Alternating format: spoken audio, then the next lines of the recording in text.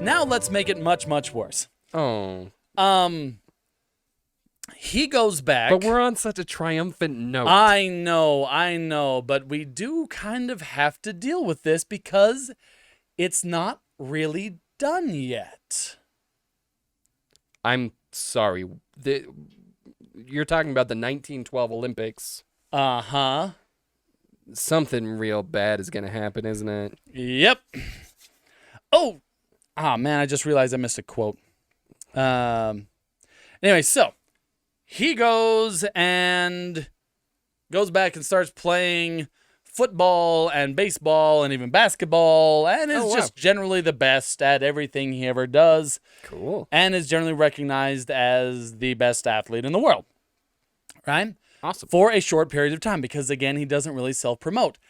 And then it is discovered as he's playing college football. By the way, he lettered in 11 sports. Holy in his smokes. University.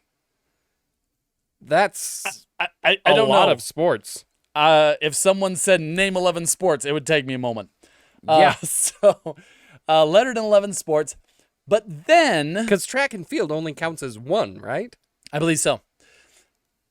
But then a dark bit of past comes up. Because to play football on the college level, you must be an amateur.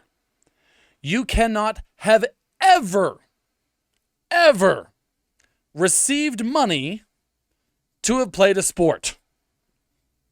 This is about to get real bad. Sorry, Great. this is about to get real bad. Great. And it comes to light that back in his Carlisle days, during the summer, he and some of his buddies would go and play baseball, and players sometimes got paid a little bit. Now, this is nothing like professional baseball today. The games often didn't even finish. There were, often brawls, that's the best kind of baseball uniforms. So it was a farce. And most of the players were playing under assumed names anyways, right? So they could still play as amateurs. Jim didn't. He just didn't have that guile. So it comes to light that he had received money for playing baseball. Well, yeah, you gotta pay for medical bills after the fight. All of a sudden, no one can get clear of Jim fast enough. Okay. This is probably the biggest black mark in my mind on Pop Warner's legacy is he throws Jim immediately under the bus. Great. Goes and has Jim sign something saying that Pop Warner and the program and the college and everything knew nothing about it. And it was just purely Jim. See, I'm immediately suspicious of anyone named Pop. Yeah. And Jim signs it to take the heat off his friends. Because the coach that he trusts asks him to. Yeah, it was a betrayal. Yuck. And now it gets back to the Olympic Committee. Okay. And if you thought college sports was all uptight about amateur status, they got nothing on the Olympic Committee, who take away his gold medals, and he becomes the first person to have their name removed from the Olympic records. Not even an asterisk or anything. Actually, they straight up purge him from history. And he writes a letter saying, I didn't know, right? And he actually says, and this was, again, the guy just had no guile, right? Yeah. And he puts down the bottom of the letter like, I hope there can be some forgiveness here because I'm just a poor Indian boy. Worst possible thing he could have said. Because amateur meant something different. I'm sorry. Please explain. So, we know that an amateur is someone who plays a sport not for money. Okay. Right?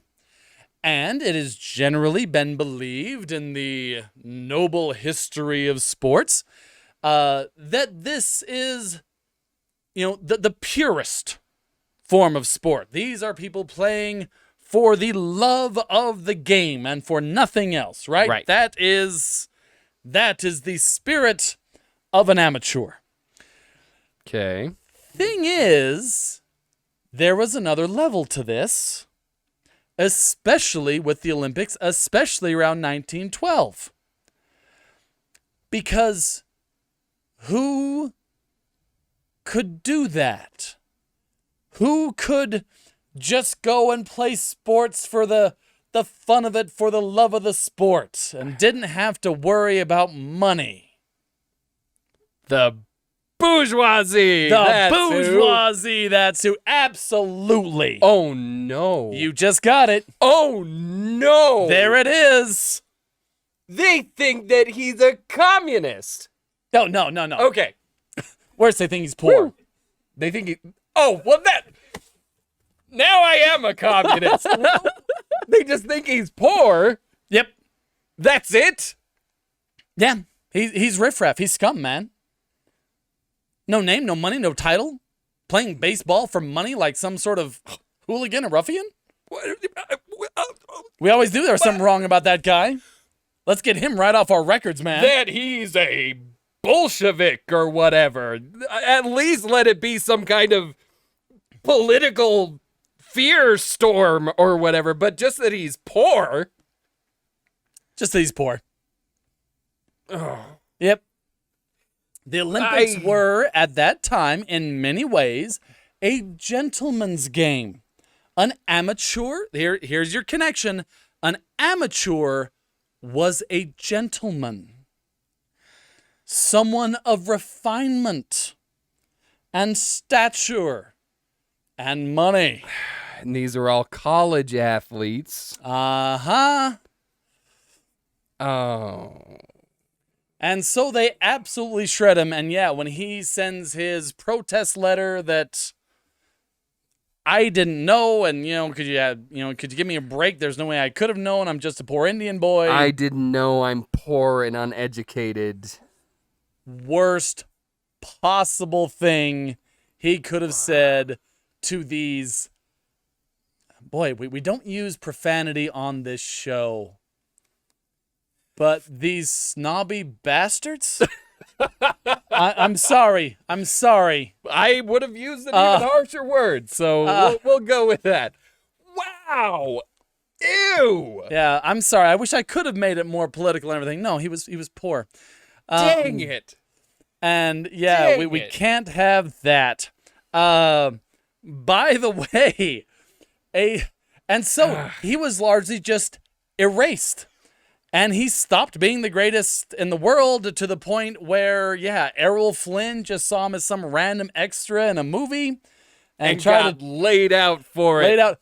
By the way, I have to tell you what Jim Thorpe said after he punched him out. Because remember, he's dressed as one of the natives at the Battle of Little Bighorn. I'm very Errol excited. Flynn was dressed as Custer, knocks him out, stands over him and says, Custer's crap is still weak.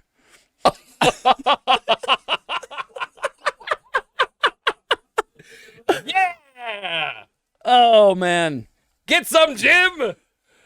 Dang it. Now, Dang it. so, now, I like this. let me tell you. I like so much about this story, but I'm also very upset. Please continue. Yes, like I said, roller coaster. I warned you. There's one more piece. Okay? Because in 1982, after a round of protests and uprising and everything, the Olympic Committee restored his gold medals to his surviving children. Yeah, because he would have been like 100 at that point or something. Yeah, he would have been dead. And he did die. Heart attack, I believe. Bummer. However, unless this has changed from the sources I was reading, which I don't think it has, they restored his gold medals not his records. What? His times are still left off of Olympic history. So, so they just give the medals back, but not any of the. It was a PR stunt, and it was garbage. So here's the medals, but we won't tell you what they were for. It's a secret. I mean, sure, like here's the gold medal for the pentathlon and the decathlon in the 1912, but yeah, his times, his records, everything I hate it. still left off, supposedly to this day. I Like right hate now, official Olympic record, Jim Who.